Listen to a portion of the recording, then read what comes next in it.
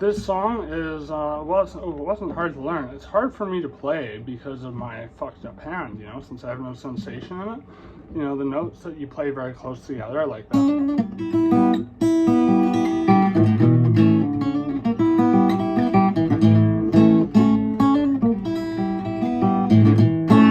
Like, for some reason, it's just very hard to play that when you're playing strings that are just like right beside you. And then also this part too.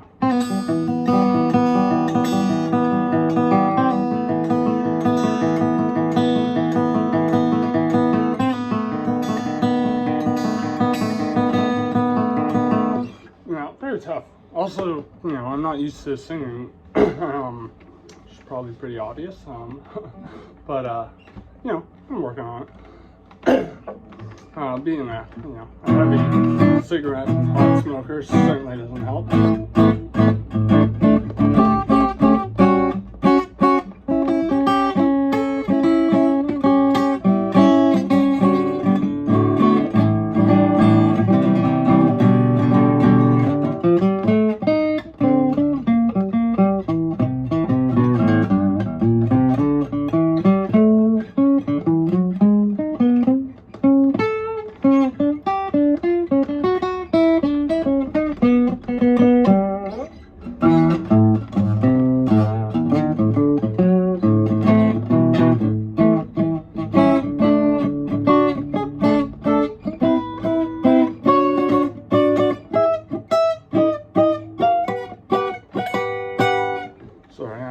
I'm just dicking around now.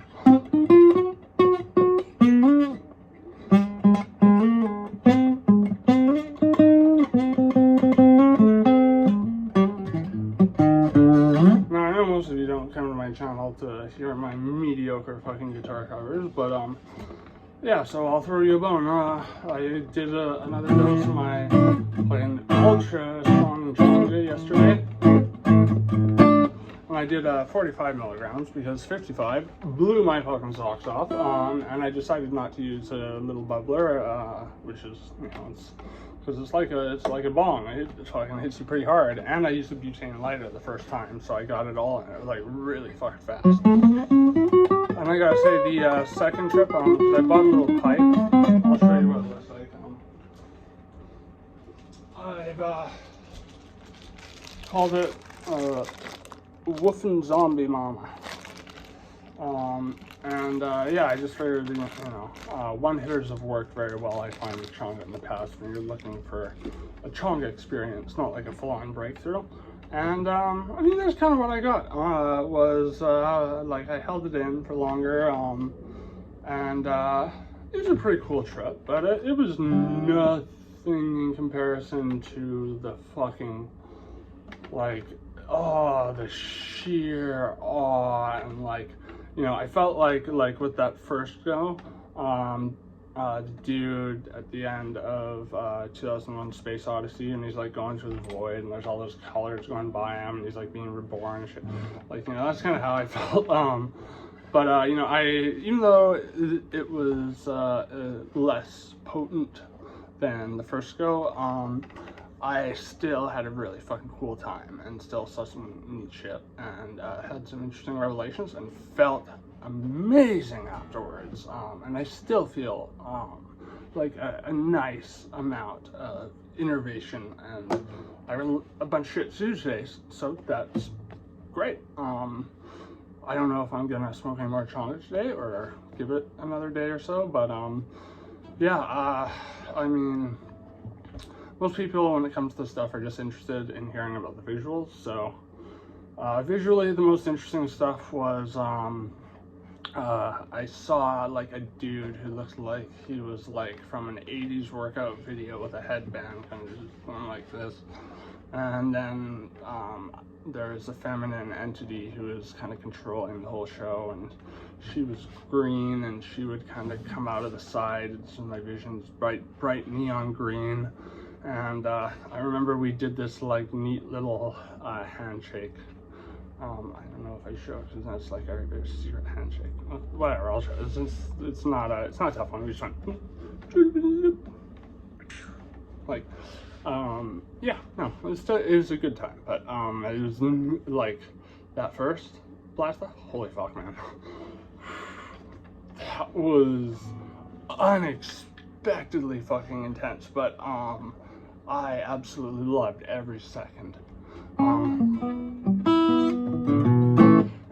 But I mean, I went into the trip yesterday with like a fair amount of flight anxiety, pre-flight anxiety, which I get terribly when it comes to DMT.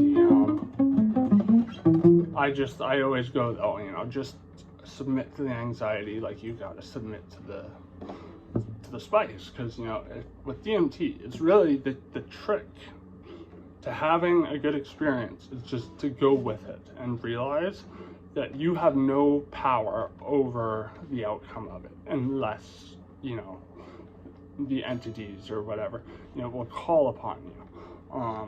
Otherwise, you are basically in for the ride. You're strapped, locked, rocketed, rolling fucking at just like just hair fucking raising speeds. But with changa though, you get to avoid, as I say, that kind of uncomfortable, just like yoinked out of your socks and like fucking hurled through the cosmos sensation. You still get that, like insane amount of visuals that you'd get from an NDMT, but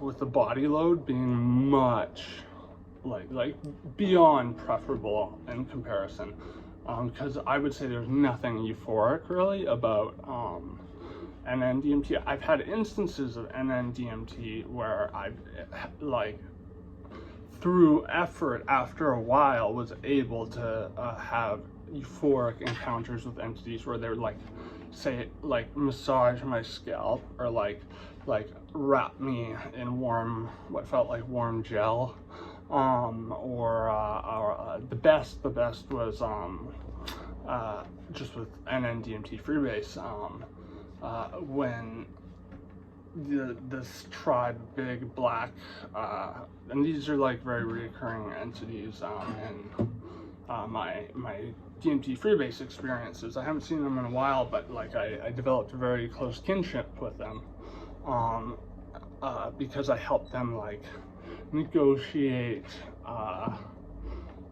like a reconciliation with a tribe of entities they broke off with, and I turned into like a human battery, and they like plugged me into the other tribe's little, like, I don't know, area of hyperspace, and like that felt really cool. It felt like I was being filled up with light, and like I just felt this profound connection and resolution, and as a reward they rained down these like feathers that felt like velvet on me, and that was very euphoric.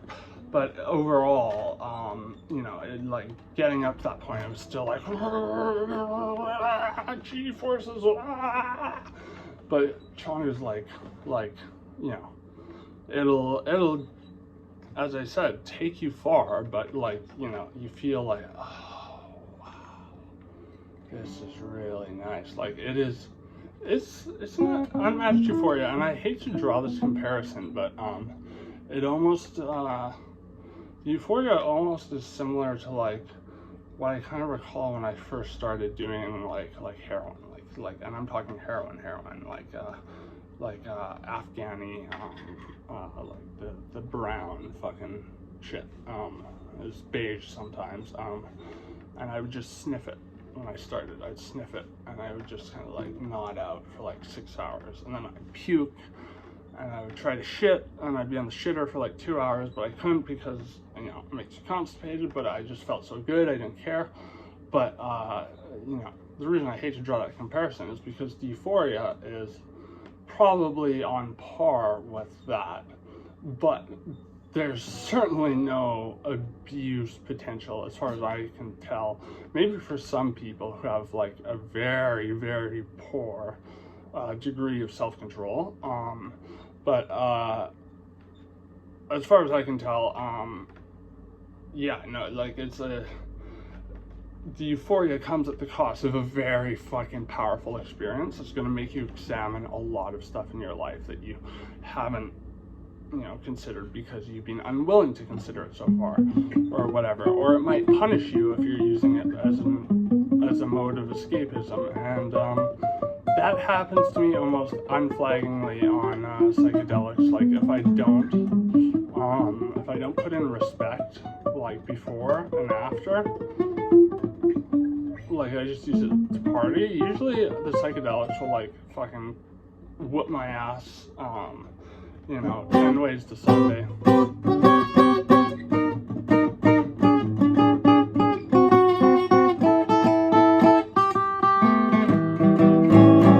And speaking of drugs of abuse, one thing I do like, a fair deal of is ketamine, and it's interesting because DMT, it's like it urges me not to do it anymore. I used to always do ketamine and DMT because it was like I would do a just sub-anesthetic dose of ketamine, and then that way, one hit, whether I got the whole bowl or not, I was going to break through anyways because I was already teetering on the brink of ego death.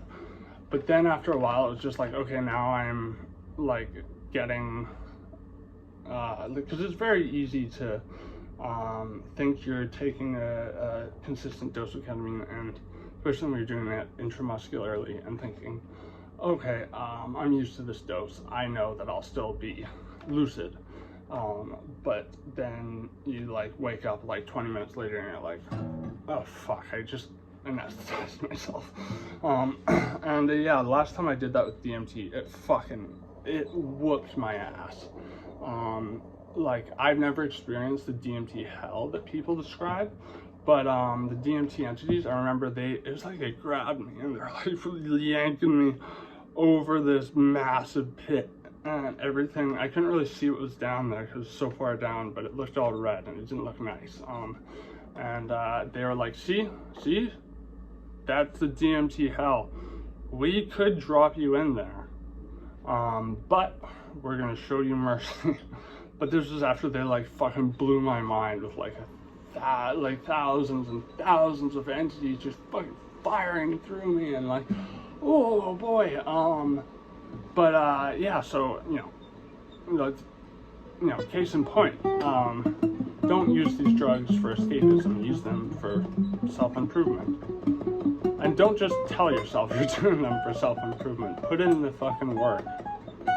I'll even usually go so far as sing a song of gratitude to them afterwards. Usually I'll just play a song and I'll be like, this is for you, thank you for that, you gave me just what I needed.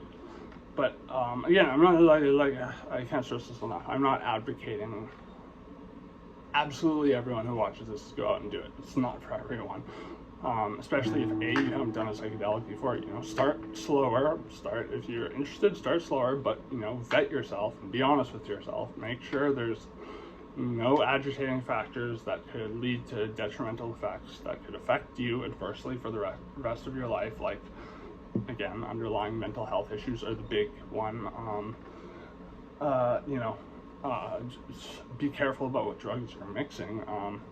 A buddy of mine, he didn't get into detail, and I didn't pry because I could tell he was still fairly sore about the subject, which when a close friend dies, that's what happens. I mean, unfortunately, I've become very desensitized to friends that I knew once upon a time dropping dead from fentanyl because it's such a bad problem in my city. Our city's got, I think, the second or third worst addiction problem in all of North America.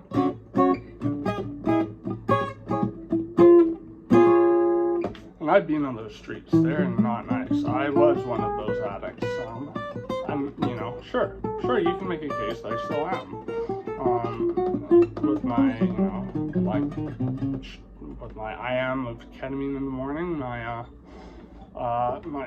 fucking constant pot smoking at night, my heavy cigarette smoking. Well, I mean, I've cut back on cigarettes. I probably about half as much as I was smoking like a couple days ago, which was like probably a pack and a half a day. I have maybe like 10 a day now. But you know, it's very common also for people with addiction issues, and especially concurrent disorders, so some sort of mental health issue, to be, you know, heavy smokers. You know, yeah, smoking's fucking awful for you. I mean, I cough up some pretty nasty shit multiple times every fucking day. And I have sleep apnea, which does not fucking benefit from being a smoker. But as David Lynch puts it, I have a love affair with nicotine. And vapes are, you know, they're alright, but not the same thing. I'm not saying I'll never fucking quit. I'll never quit nicotine. I'll say that right now. I have no intention of ever quitting nicotine. Maybe I'll change my mind down the road. I mean, fluid convictions are, I think, the best way you can have convictions. You know, if you're willing to change the foundations of your beliefs, you know, not whimsically, but like, you know, with a lot of thought and effort, I think that's a good thing. But as far as things stand right now, no desire to fucking stop smoking. And at least until I'm done the taper. When I'm done the taper, then I can fucking look into alternatives. As far as like nicotine replacement stuff goes, the gum, fucking bullshit. It's fucking bullshit. Like you can actually get free nicotine gum and nicotine patches in my country. And like that's just expensive. Like it's very expensive. I've seen them on the shelves of stores. But like I remember like certain detoxes I used to go to when I was younger, they wouldn't let you go outside so you couldn't fucking smoke. And like, you know, I had like 2 patches on, like 3-4 pieces of fucking nicotine gum in, and like I was like walking around rubbing my patch, and like it just fucking, all it was doing was tantalizing me for more. I think, you know, the best, like, because nicotine itself isn't bad in moderate doses, just as long as you're, you know, responsible. Like, don't be an idiot. Like, my old boss, like, he got one of these fucking things that my buddy distributes, and these are 50 fucking milligrams, these things, per puff, or not per puff, but per fucking vape. But, you know, so it's very heavy. Like, if I have a very high tolerance to nicotine. I've been smoking heavily since I was 11. Like 2 puffs of these an hour is like good for me. Like more than that and I'll start to get nauseous and woozy, which is like, that actually is nicotine poisoning. That's how it starts. But by far because I don't think vapes are quite, maybe it's just because I have scar tissue in my right lung from pneumonia that for some reason is agitated by vapes and not cigarettes. I think it's like light cigarettes, perforated filters. I think they do actually agitate my lungs in the same way that vapes do, particularly salt nic vapes, and I think that's because the perforations make the smoke lighter because they draw in oxygen and you have to pull it deeper down into your lungs, and since scar tissue is right at the base of my right lung, it fucks it up and it hurts, whereas like I always smoke full flavor cigarettes. I even, you know, if I can find a filterless cigarette, I'll smoke it, because usually those are actually better for you anyways. I mean, don't quote me on that, but from what I can tell from research I've done, that is in fact the case. But I mean, even when you could buy filterless cigarettes in Canada, I had like a big fucking stick, like one of those like fancy fucking like cigarette holders, but it had a filter in it, had a charcoal filter. The thing would fill up with tar and you'd fucking pull it out, you'd swab out the tar, pop it back on, Unfortunately, I broke it and they don't sell them anymore, but, oh, that reminds me though, I've got a pretty fucking funny story to tell you guys, and I've had to wipe my phone so many times now, I don't know if I'll be able to find the picture, but if I can, I'll show you. But, yeah, I've got a story about how I fucking landed fucking 3 headshots in a row on these big ass fucking rats that were like living in my old backyard and constantly fucking raiding our bird feeder and just causing a lot of problems. And you know, I've said this before, I'll say it again, I hate fucking having to kill animals, but like these rats all died painlessly, and this was with like a crank up fucking like BB gun, and I put pellets in it instead. I'm like just bang bang, and these were big fuckers, like big fuckers. In the picture I'm holding one, and it takes up most of the frame. But yeah, I'll see if I can find that picture. If not, I'll tell you the story anyways. You just got pretty much most of the details, but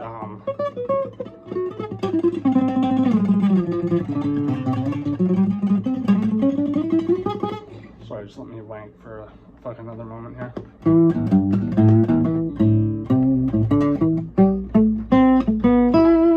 What I was doing yesterday, and I would upload a video of this if I wouldn't get copyright strikes, but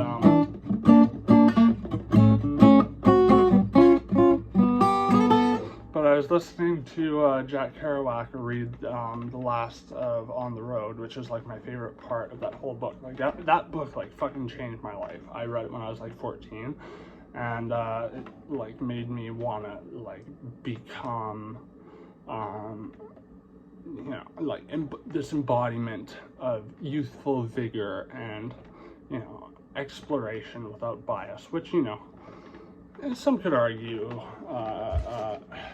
led to addiction more than other factors, but you know what else it led to?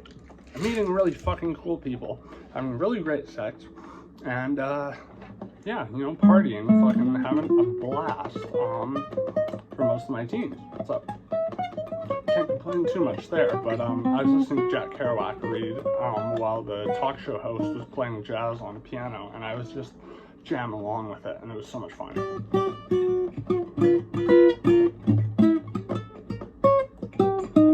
And I think I'm actually like better with jazz scales than like you know, your pentatonic blues scales, your neoclassical.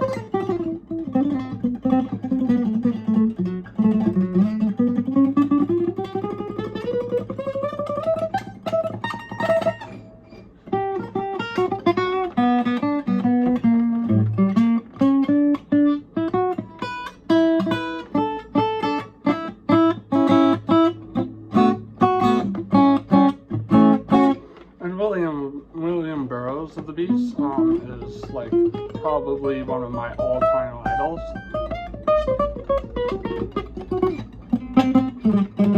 Yeah, he discusses some like grossly pedophilic fucking stuff in his books, but you know, that is like just one thing in a myriad of shocking images he portrays in his books. And to him, I think writing was catharsis for accidentally shooting his wife while he was really drunk, and she put a glass on her head and was like, "Time for our William Tell routine," and he like accidentally shot her through the forehead, and I think he felt quite bad about that, so he went to Tangier. Fucking, this was when you could buy what was called Eucadol, which became, you know, it was Oxycontin essentially, like just over the counter, and he was just shooting that stuff and eating this edible hash blend called Majoon. I've always wanted to make it. It sounds tasty. It's like a hash candy, and he just says he doesn't remember like 2 years of his life, and somehow just Naked Lunch popped out of that, and it was just this series of vignettes. And you know, many of you I'm sure are familiar with the movie, but the movie is more of a fusion between like an autobiography of William Burroughs' life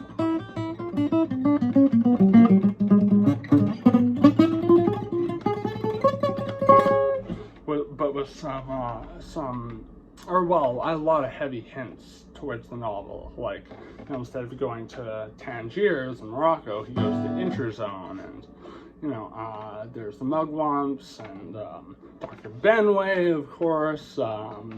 You know, the fake drugs that he gets addicted to. And William Burroughs, I think he's very misunderstood. Like, a lot of people thought he was like advocating for people to do heroin. No, he did the opposite. He railed against how fucking bad it was, and how, like, you know, being a junkie really fucking adversely affected him, because he became a junkie late in his life. But interestingly enough, it led him to finding ayahuasca, which was just referred to as yahe at the time, I think. Because only Russian researchers had found it, and yahe translated to telepathy. You know, this was chronicled in the yahe letters between him and Allen Ginsberg. Most of his attempts, because he thought it would cure his heroin addiction, and I think it kind of did for a while, but it definitely was, in my opinion, what made him start writing like this surrealist fiction, like Naked Lunch, Place of Dead Roads, Wild Boys. Those are honestly the only ones I've read. I've tried reading the what is it, cutout stuff like Nova Express, and it's just like it's too fucking like just like frustrating for me to read.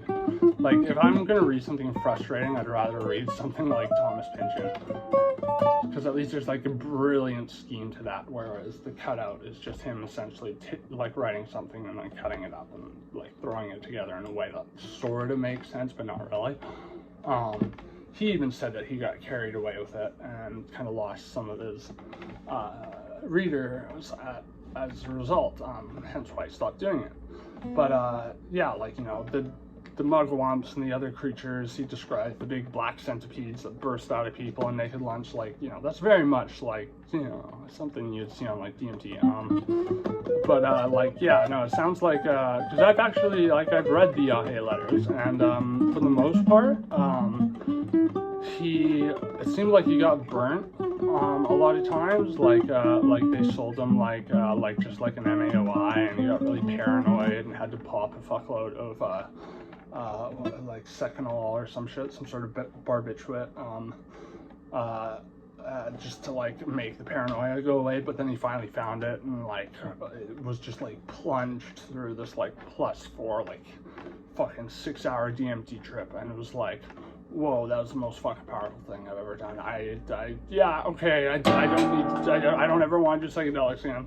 I mean, I think he did peyote and datura after that, but then was like, yep, not for me. Where Allen Ginsberg was like, Hare Krishna, I'm on a fuckload of acid at Timothy Leary's compound. I love Allen Ginsberg, though. I love Allen Ginsberg, man. Like watch him on fucking Firing Line with that was called, no, Firing Line, I think it was later. The William Buckley show, the like old school conservative dude who's like kind of an uptight fucking prick, and Allen Ginsberg reads him a poem he wrote on acid, which, you know, for those of you who have done acid, when you hear the poem, you're like, I know exactly what he's fucking talking about here. But even William Buckley, this fucking super conservative dude, is like, acid will make you fucking mentally unstable, blah, blah, blah, blah. Like, he, after disagreeing the entire fucking segment, he was like, I actually like that. That was really nice. I like that poem.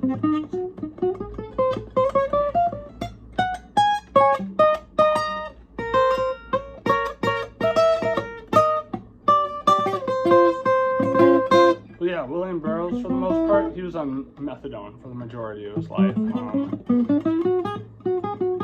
I think it was smoking that finally killed him at the ripe age of 96 for the amount of drugs he did in his life.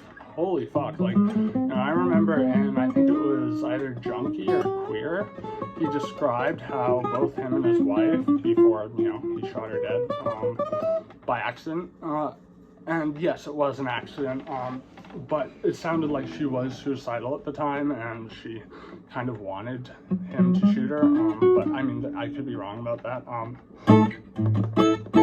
Like, she was very troubled. She was the first person in America to be reported in a hospital for amphetamine psychosis, because she was a hardcore fucking Benzedrine, now known as dextrine, addict, because you could buy that stuff over the counter in inhalers, and what they do is they crack the inhaler open, pull out this little fucking like white strip that was just dripping with amphetamine. They'd put in their coffees, swig it back, go into the jazz clubs, and just fucking like stay up for days.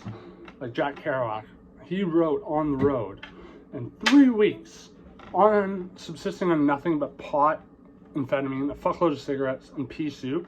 And he'd get these big fucking rolls of teletype paper, so he didn't have to like take one page out and put another in, just bang. And by the end of that 3 weeks, I mean, he wasn't even 30, and his hair was like gray and starting to fall out from the amount of amphetamines he was doing. But I remember Truman Capote, and I think this was very catty of him. He said, this isn't literature, this is just typing. And you know what? I think Truman Capote is a good writer, but he's also a writer who like he wrote like 2 good books and then kind of just like stopped writing because he was such a heavy fucking drug addict.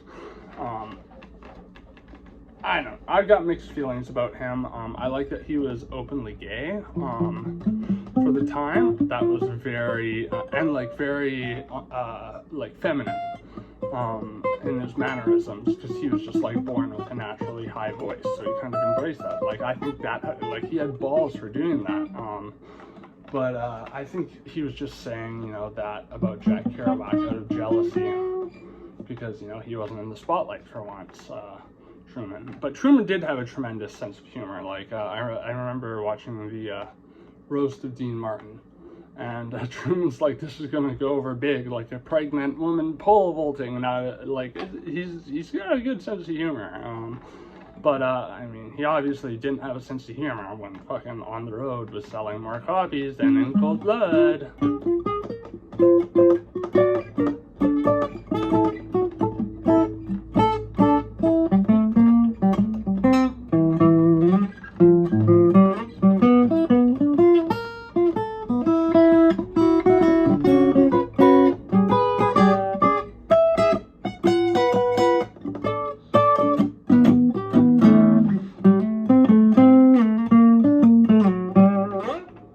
Yeah, anyways, I mean, William Burroughs, though, from what I can tell, and I've seen, like, all the footage that's out there with him, and he was he was a crazy old coot, that guy. I mean, like, I remember Hunter S. Thompson said that he went shooting with Burroughs, and Burroughs was, like, in his 90s, and fucking Hunter brought his 500 Smith & Wesson Magnum, which is a very fucking powerful pistol. It is like this fucking big.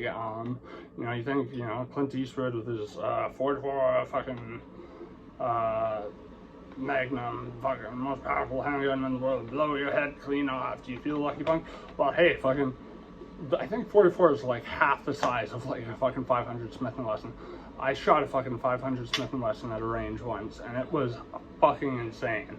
Like, it was like, like, I luckily held it away from my face so it didn't smack me right in the fucking jaw. But, like, yeah, I just remember pulling the trigger, feeling this massive jerk. I didn't fucking let go of the gun despite the massive amount of recoil. Because, you know, that would not be very smart, even though it was a revolver. But, like, I just remember, like, as soon as I pulled the trigger, I could feel the gun flying back, or flying, like, since I had my head like that, flew like that.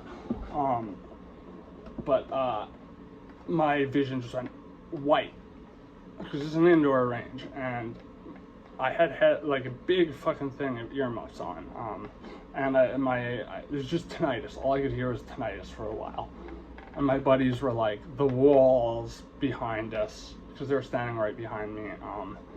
you know, this was a designated shooting range. We were being supervised. You could do it legally. It didn't matter if you had a license or not. You'd go in there, you just show ID and pay for ammunition, and then choose which gun you want to shoot. Sorry. And it was expensive to shoot those higher caliber guns. Like, it was like $8 for 500 Smith & Wesson round.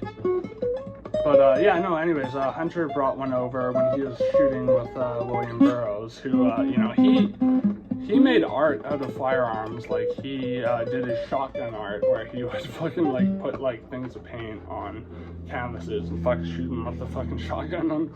Like, he'd shoot t-shirts and, like, fucking give them to his fans and shit. I would fucking love, I'd love one of those, man. I would love one of those. I would get that frame. Yeah, like, so he was like, William, are you sure you can handle this? You're getting kind of old and frail. And he's like, I'm all right. I just, I know what I'm doing. And, like, you know, I could, yeah, like Hunter said, he fucking handled it like a champ. Like, it was fucking, you know, everyday business. I'm pretty sure Burroughs probably had one of his own. He had a pretty massive fucking weapons collection. Like, there's a pretty funny documentary about him. Well, I mean, a lot of it's actually pretty sad, but I mean, there's a funny part of the documentary where in his bunker, he's showing off all his fucking weapons. And he's like, this is a fucking, like, this is a whack black jack. He fucking, extendable, whack blackjack. And he's like, fucking, this is blackjack that it's kind of like a telescopic baton, and it comes out. And blackjacks, for those of you who don't know, they're kind of like batons, but they have a very powerful fucking, like, piece of metal at the end and a spring. So when you if you hit someone in the skull, like, it can fucking pierce their skull and kill them. Like, they're pretty fucking powerful weapons. I'm pretty sure they're, like, illegal, but you can still buy them in stores. And he pulls out this big ass Bowie knife, and he's like, see, like if someone's just giving you the lip, and you're like, I don't want to hear what you got to say, you just slit their throat, and it's no problem. He's such a fucking, he's a hyper-powered mutant, man. He really was. And, you know, he fucking outlived all of the fucking beats. He did. Like, that's the craziest part, because he was, like, known as the drug addict. Like, you know, he was the guy doing narco-analysis. That's why he did Datura and shit like that.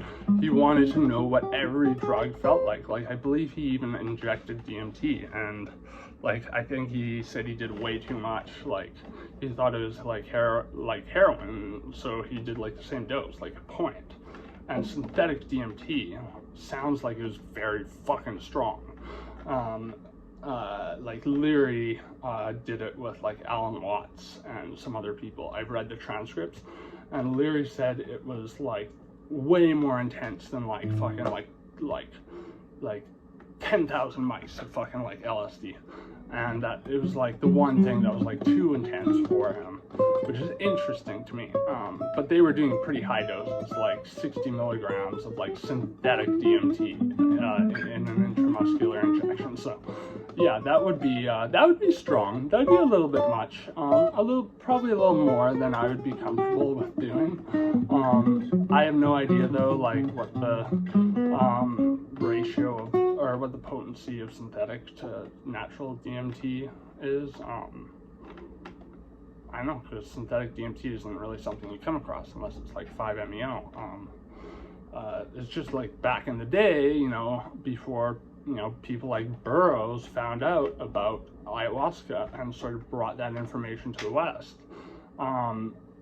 They didn't know that you could fucking extract it from various plants. I think, like, some European and, like, Russian doctors, scientists knew this, botanists, whatever, but you know, the CIA and what have you, they sure didn't. So they synthesized it,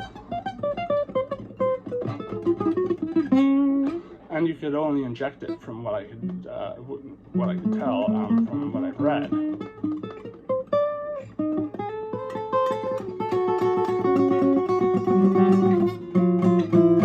I can only imagine what injecting DMT would be like. Holy fuck, man. Like, I know smoking is, like, usually very similar when it comes to an ROA, but as someone who admittedly has smoked crack in my life and fucking shot a lot of cocaine, shooting cocaine is way stronger. So I could, yeah, I think DMT would be a little much. But anyway, I've gone on for long enough. I hope you enjoyed my fucking cover and my rant, so cheerio. Catch you later, you sexy beast.